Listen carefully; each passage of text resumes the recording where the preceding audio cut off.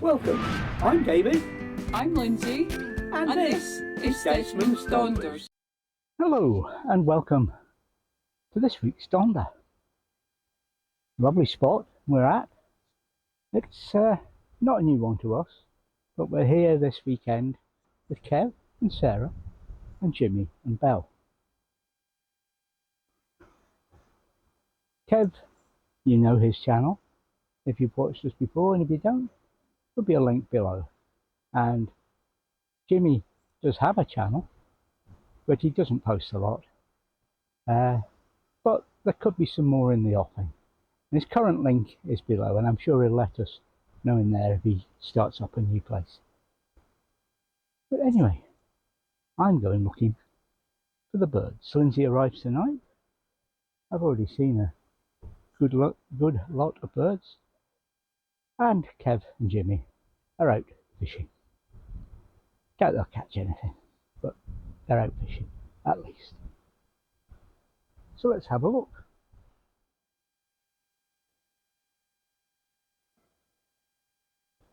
You should have an idea of where we are from this view. The sea is flattened down a lot from what it was. The gulls are resting. And here, this is where we are. This used to be a park up. Somebody did something foolish. It's no longer a park up. There's a great big boulder blocking the route down to it. And that's a shame. It's a shame. It was a lovely little quiet spot where you could hide out of the way without any bother. Not that the rest of this park up is any bother. It's a lovely place to park. If you haven't worked out where you are yet, here is the dead giveaway.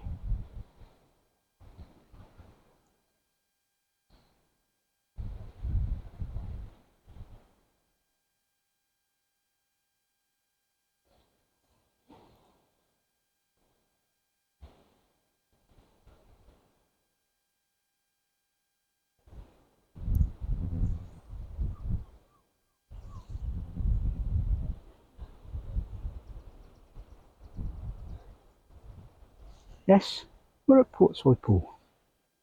Please like, subscribe, leave a comment, and set that bell ringing to get notifications of our future videos. The question everybody wants to know is, have the fishermen caught any fish?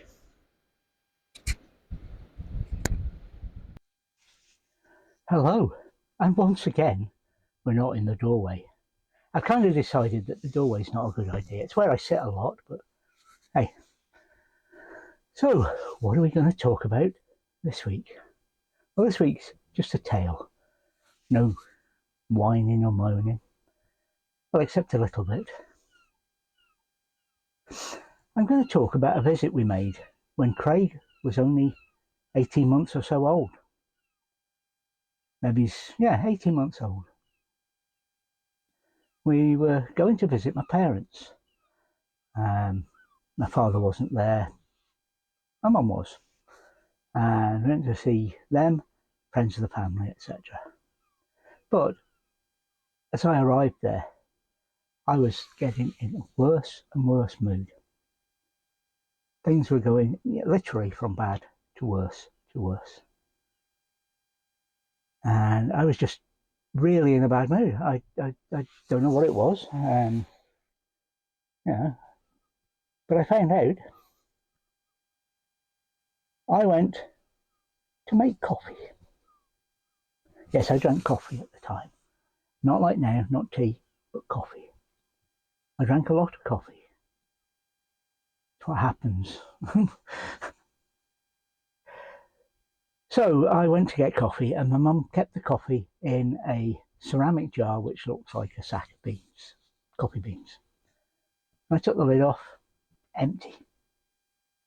So I went to find out where the coffee was. Found out that it was in the cupboard above where the sack was, and went looking. Opened the cupboard, opened the one next to it. There's no coffee in there, no coffee at all. So I said, there's no coffee here. The reply came, yes there is, it's decaf. Well, that explained that, didn't it? So we were straight out to buy proper coffee rather than instant decaf. Yeah, it was, that was why things hadn't been. And it's that when I found out, yeah, you're addicted. You can't drink much more of that stuff. However, I did, and that's not what stopped me being a coffee drinker. What stopped me being a coffee drinker later was when I was diagnosed with cough variant asthma, but they were still finding out what it was. And the doc suggested that a good idea would be to stop drinking coffee, have something else instead. So that's when I started getting interested in tea.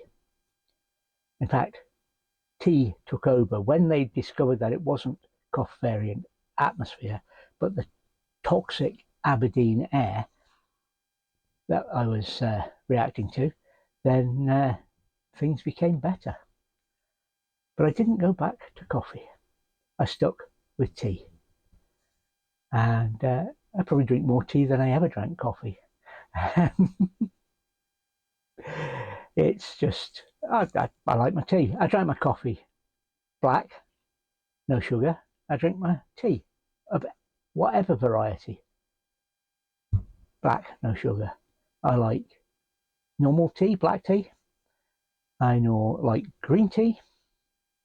I like Earl Grey. I like chamomile. There's a load of different ones. In fact, if you're getting stressed by anything, I can recommend a chamomile tea. So, in a lovely spot with lovely people, and I've got nothing to whine about. That doesn't mean I won't have anything to whine about next time. So join us on our Donders, and if I have 5 minutes to spare, I'll have a chat about something that's on my mind. And for whatever reason, decaffeinated coffee came to mind this weekend.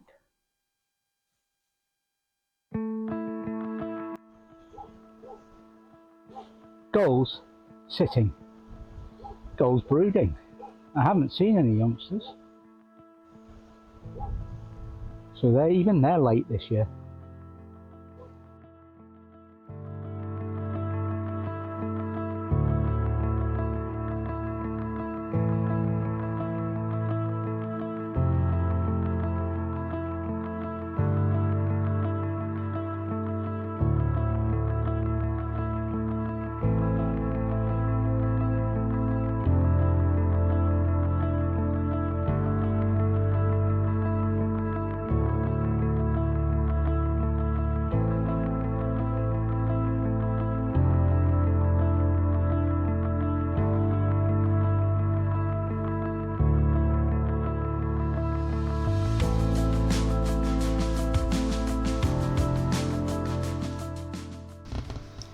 We did have a great weekend with Kev and Sarah and Jimmy and Belle, Ruby and Toots. That's the two dogs that were with us. And during the weekend, Angie and Bramble came to visit. However, not much video was done, mainly because Jimmy does not like being videoed or photographed, so the cameras were largely away, and that's no great loss sometimes. But there are some things recorded on these pictures and on these videos that are coming after the photographs and the drones, etc., which are not pleasant. Not pleasant at all, but it needed clearing up, and you'll see what's coming.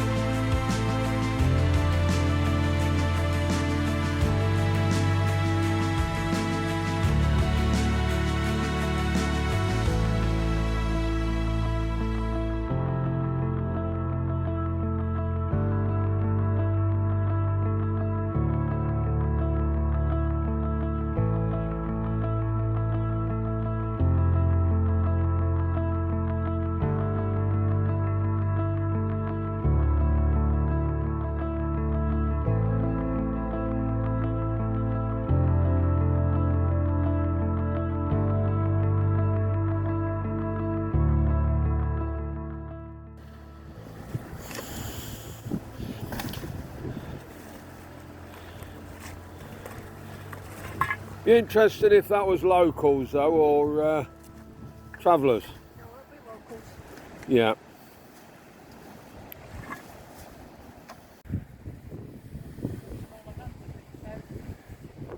Pardon? No, no, no, that's Sarah's gloves.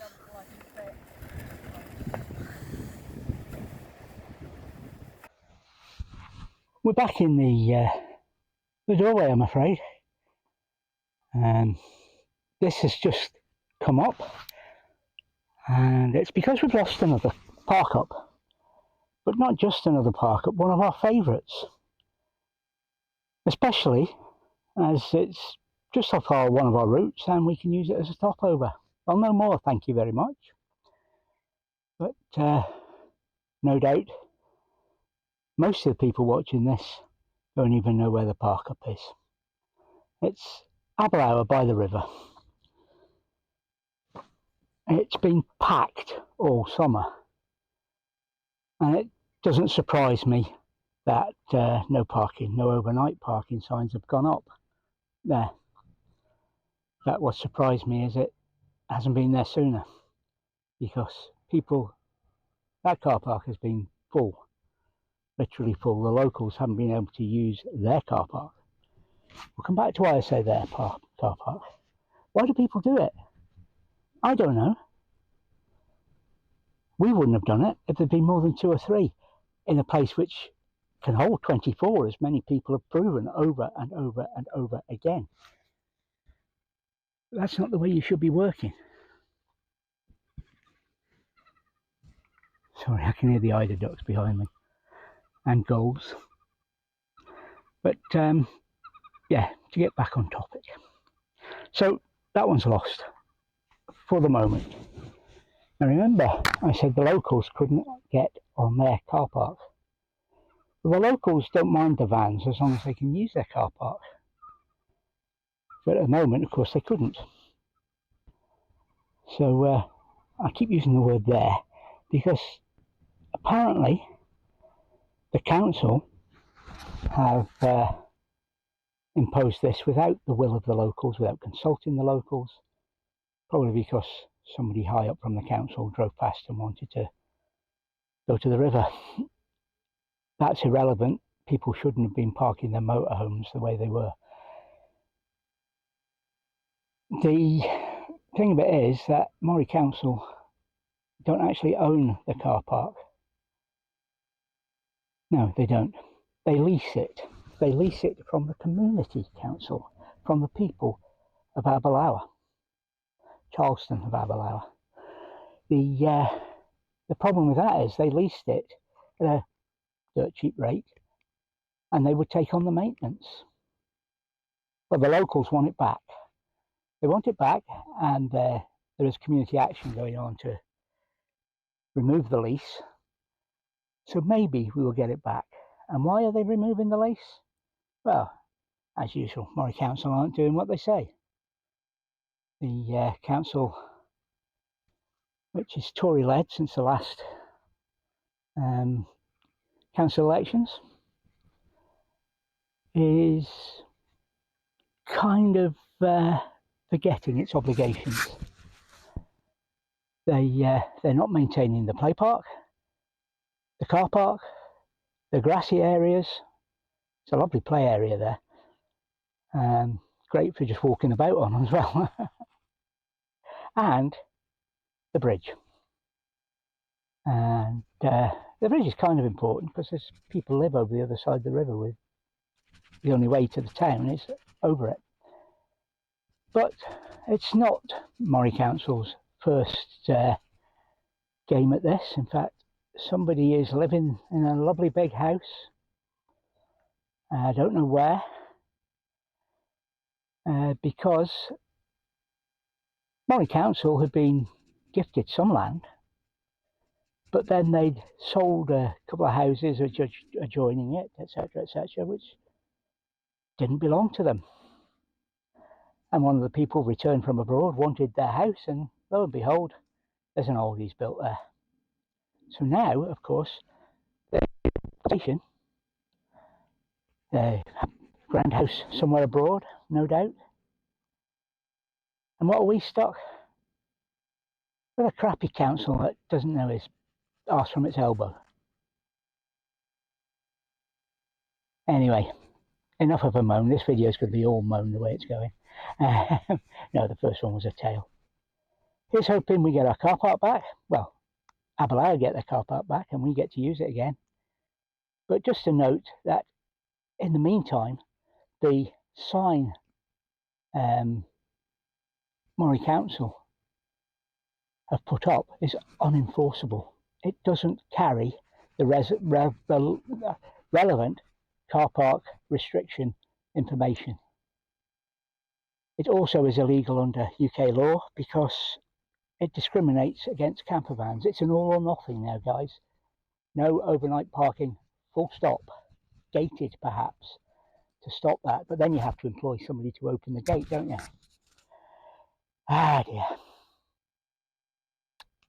Aren't Moray Council great? Anyway, bye for now, and I'm going to show you a drone flying around in circles, and that'll be the end of this video.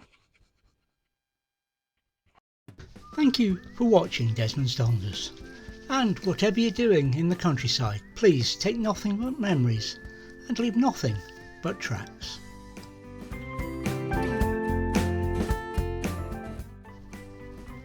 Please subscribe and ring that bell to be notified of our future videos.